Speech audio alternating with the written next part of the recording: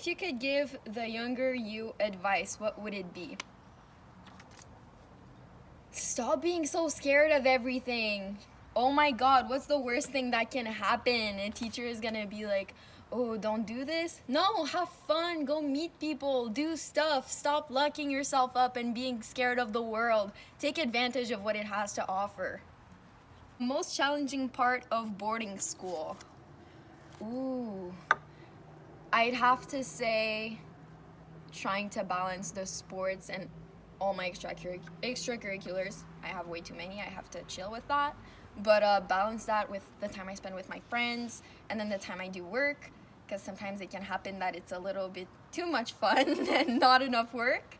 But after 3 years, I'm starting to get it and be able to do everything right. What will you miss? Everything. I already miss so much. I miss the people who left. I'm gonna miss the people I'm so close with that are like already a family to me. I'm gonna miss the teachers who are actually pretty fun because they laugh at my jokes and they make some with me. I'm gonna miss being here with all these awesome people, being part of a team, even if I don't play that much. Being with the girls and bonding with them. The dances, which I used to hate so much, but now it's like those 2-3 hours where I can dress up and have fun and just enjoy it, feel everything that Stanstead is. The hockey games. I love the poutine. Not so much the sport, but being all there together, cheering for the boys and the girls, it really unites us together. So, yeah, all of it. What's your favorite memory of Stanstead? I don't know if it's my favorite, but in grade 10, well, every year at the end of the year, we have this huge water balloon fight where eventually we just run out of balloons, and that's fine because we use like garbage cans and stuff and we just pour water in them and try to kill each other with it. But in 10th grade, Tyler Carruthers was like riding his bike, showing off his new whip, and then someone threw a water balloon in his face and he panicked and he just ran into the tree full speed with his bike, and he stood there for the longest time on his bum looking at us like, what just happened? And his mother was there with this face like and I think he was so embarrassed, but I wish I could have recorded it. It was so great. Or that time in the forest we played Capture the Flag with Mr. Spurg. It was so dark. I couldn't see anything. I spent the whole time with Bouchard and Boucatel hiding in the forest. It was cold, it was uncomfortable, and we lost on top of that. But it was special, all of us together. If you were headmaster for the day, what are 3 things you'd change? All right, we're putting chocolate in the dining hall for every meal for dessert, like big tablets, and not cheap ones. Like, let's get the good chocolate, and a special, like, reserved dark chocolate for me. And if I like you, you may also go in it. I would also, change all the chairs with, you know those, like, big balls? Like sports balls. Apparently when you sit on them you can like jump a little, and it's really good for your core. It strengthens your core, and I don't know, I think that would be awesome for a day, just jumping.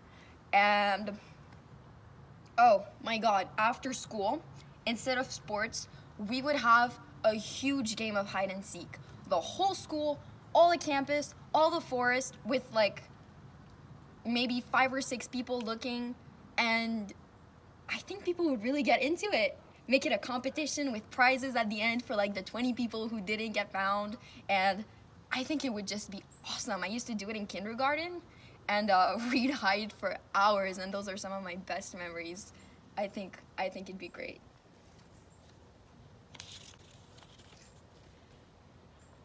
Best meal at the dining hall.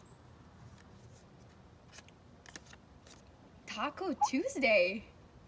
Taco Tuesday. We have to get this back here. It was so cool. All the toppings, you could get as many as you wanted. No one would judge you for going 8 times because it was so good. And I don't eat tacos at home, so I thought it was cool. What are you gonna be when you grow up? Awesome. Hopefully happy too. Mostly awesome. I want a big apartment in the city.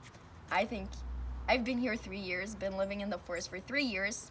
It has great things to it, which I love, but I do miss the city all the time. And I'm gonna have a great job, and when I don't feel like going to work, no, I'll still go. I can't do that. I need to eat and stuff, but yeah, I'm just gonna be having fun when I grow up. Name a teacher here who has changed the way you think and why. That would be Mr. Grenier. He's the ERC teacher here, and I had him as a coach for 2 seasons in grade 10 for soccer and rugby, and he's not always nice, but what I understood from that is he didn't care if I wasn't the best. It didn't matter that much. As long as I tried and I wanted to be there and make the effort and I wanted to be in the team. That's all he really cared for, you know? It wasn't always about winning. It didn't have to be.